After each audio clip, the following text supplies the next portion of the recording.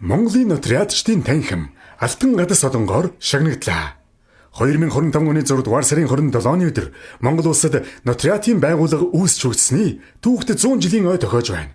Энэхүү ойг тохиолдуулан Монголын нотариатчдын танхим нь Монгол улсын ерөнхийлөгчийн зарилгаар төрийн дээд шагнал Алтан гадас одон хүртэж, хууль зүйн дотоод иргэн сайд Мөнхбаатар гардуулан өгч халуун баяр хүргэлээ.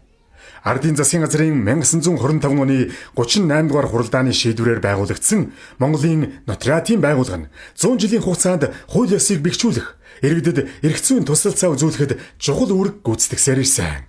Ойн баярын хүрээнд төрийн ордон зохион байгуулсан хүндэтгэлийн хуралд Монголын нотариатчдын танхимын удирдлагууд гишүүн нотариатчид, ахмад ажилтнууд болон олон улсын нотариатын холбоо, түүний Азийн комиссийн төлөөлөл зэрэг 400 гаруй зочид оролцлоо.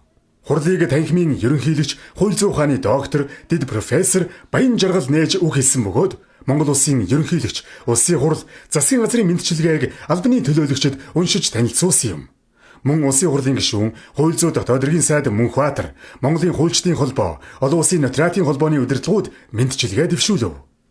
Нотариатын байгууллагыг үүсгэн байгуулалтж, хөгжүүлсэн үе үеийн нотариатчид, тэднээс үйлчлэг авсан иргэд, хуулийн этгээдүүд, хэлийн чандад болон орон нутагт ажиллаж буй эрх зүйн туслагч нартаа 100 жилийн ой мэндийг өргөн дэвшүүлье.